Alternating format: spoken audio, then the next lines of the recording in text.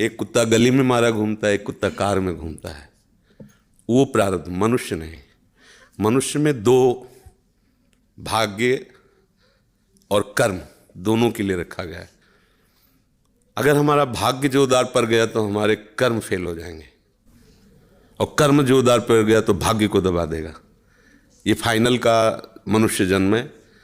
इसमें ये केवल नहीं कि प्रारब्ध में जो लिखा है वही होगा, आगे कुछ हो नहीं सकता। फिर मनुष्य जन्म की दुर्लभता सिद्ध नहीं होती। मनुष्य जन्म की दुर्लभता शास्त्रों में गाई गई है, दुर्लभो मानुषो देहो। क्या दुर्लभता है? अब हमारे प्रारब्ध में लिखा है कि दुख ही भोगना है, लेकिन आपने निश्चय किया सत्संग सुन करके कि सर्व सामर्थ्यशाली भगवान और भगवान का नाम सब कुछ कर सकता है। अब सब कुछ बदल जाएगा, आपका प्रारब्ध बदल जाएगा, सब बदल जाएगा। जैसे मार्कंडेय नाम के एक ऋषि थे, तो उनके पिताजी बहुत बड़े ज्योतिषाचार्य ब्रह्म ऋषि थे। तो जब ही वो पैदा हुए तो कुंडली बनाई, तो उसमें लिखा था 5 वर्ष की आयु। बड़े चिंतित हुए, क्योंकि बड़ी तपस्या के बाद ऐसा पुत्र हुआ और 5 वर्ष जिएगा। प्रारब्ध 5 वर्ष का था। तो उनका मनुष्य जन्म केवल प्रारब्ध के अधीन नहीं है, उपाय के भी अधीन है। कर्म का मतलब उपाय भी करें हम उसका। तो उन्होंने विचार किया कि इस प्रारब्ध को केवल भगवान या भगवान का कोई प्रेमी महात्मा ही बदल सकता है, दूसरा कोई नहीं।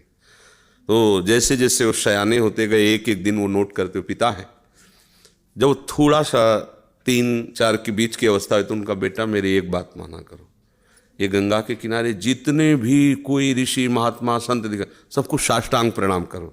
अब वो बालक थे, अब संतों को प्रणाम करने की उन्होंने, क्योंकि जानते थे कि संतों की कृपा दृष्टि पड़ जाए तो प्रारब्ध का नाश हो सकता है।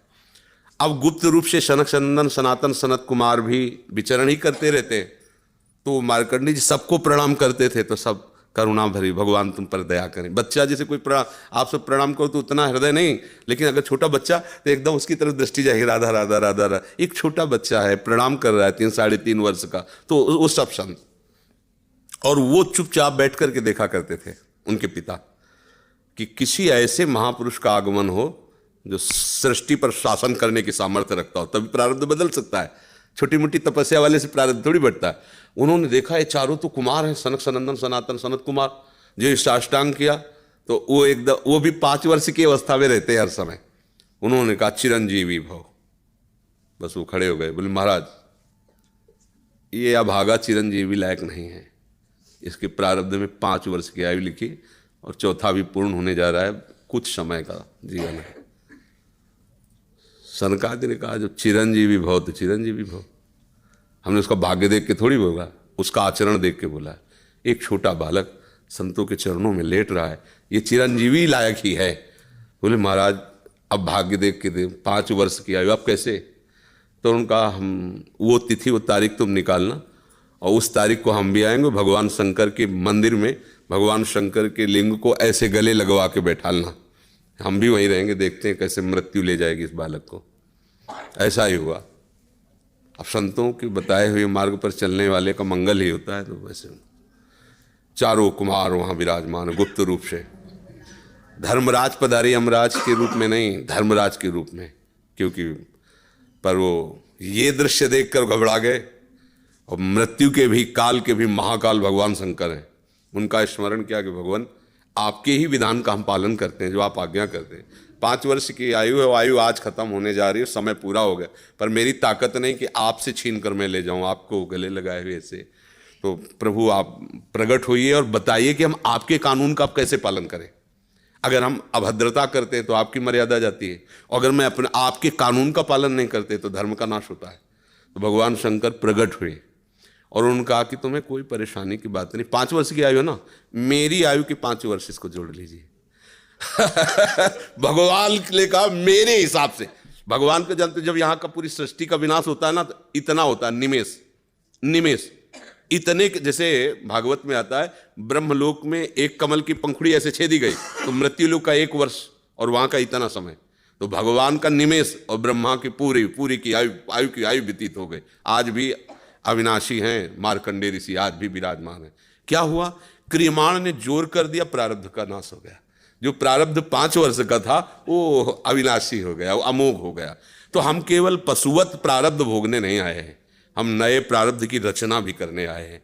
अब वो जो आध्यात्मिक शक्ति से युक्त नहीं है, केवल वो लौकिक बल से चाहेगा तो प्रारब्ध मिटिया मेट कर देगा, और आध्यात्मिक शक्ति प्रारब्ध को मिटिया मेट कर देगा। ये रहस्य है।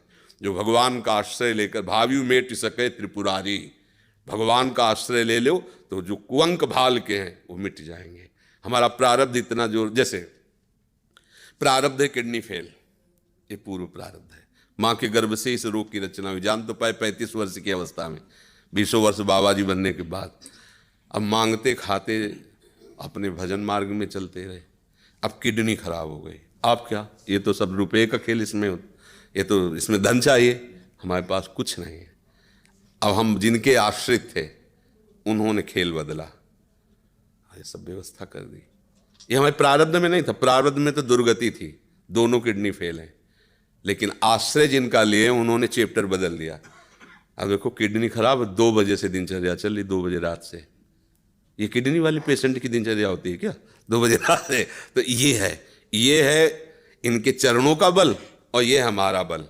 हमारे बुरे कर्मों का फल हमको मिल रहा है, और उनके आश्रित हैं, तो ऐसे हमारा जीवन कट रहा है, ऐसे गोद में लिए काट रहे हैं। तो हम केवल प्रारब्ध के ही अधीन नहीं, हम कोई पशु नहीं हैं, मनुष्य जन्म में मिला है। हम नया कर्म करें ऐसा कि हमारे प्रारब्ध, बुरे प्रारब्ध का नाश हो जाए। हम ऐसे भगवान का आश्रय लेकर भजन करें कि हमारा, अच्छा भगवान सब कुछ है। जैसे आपको धन चाहिए तो लक्ष्मीपति है, यश चाहिए तो पुण्य श्लोक है, उन्हीं की कीर्ति से समस्त शास्त्र भरे हुए। जो चाहिए, रूपवान, गुणवान, धनवान, वैभववान, वो सबके समुद्र हैं, उनका आश्रय ले लो, सब कुछ हो जाएगा। अब अगर केवल धन पर लक्ष्य रखोगे और भगवान का आश्रय नहीं लिया तो बुरे कर्मों से भी तुम नहीं बच पाओगे। अब उपाय ये करना चाहिए कि हमारे नए कर्म ऐसे बलवान होने चाहिए कि जो बुराइयां हमसे पीछे हुई वो हमें परास्त न कर पाए। अगर हम यश चाहने की कोशिश करें तो भगवान का नाम कीर्तन करें, गुण और संयम से रहें, सबको सुख पहुंचाएं, अपने आप यश होगा। और अपने यश के लिए हम दंभ पाखंड करें तो बाद में ऐसी कालिक पोतेगी कि ना लोक के रह जाओगे ना परलोक के रह जाओगे। तो हमें यश चाहिए, धन चाहिए, सुख चाहिए, तो एकमात्र भगवान का सहारा लेकर हम भागवतिक आध्यात्मिक कर्म ऐसे करें जिससे सबका मंगल हो जाए, सबको सुख प्राप्त हो जाए। जैसे हमें अच्छा भोजन चाहिए तो दूसरे की थाली से छीने नहीं, अपनी थाली का दूसरे को पवा दे। अब तुम्हारे लिए जो व्यवस्था होगी बड़ी हाई क्लास की होगी, क्योंकि वो सरकारी होगी। वो देख रहा है ना, तुम दूसरों के लिए अपने सुख का त्याग कर रहे हो, तो तुम्हें कभी दुखी देख ही नहीं सकता। दुख उसको मिलता है जो अपने सुख के लिए दूसरों को दुख देता है, दूसरे के सुख का नाश करता है, फिर मालिक उसके सुख का नाश कर देता है। और ये सबको बात लगभग पता है कि किसी को भी दुख देने से तुम्हें सुख नहीं मिल सकता, पर कोई चूकता नहीं अवसर आने पर दूसरे के दुख को दे करके और सुख भोगना चाहता है, इसलिए वो दुखी रहता है। अगर चतुरता आ जाए, विवेक आ जाए और विवेक पूर्वक को अपने कर्म को संभाल ले तो बुरा प्रारब्ध भी टल जाएगा, मंगल ही मंगल, आनंद ही आनंद रहेगा। ये भगवान का आश्रय ले।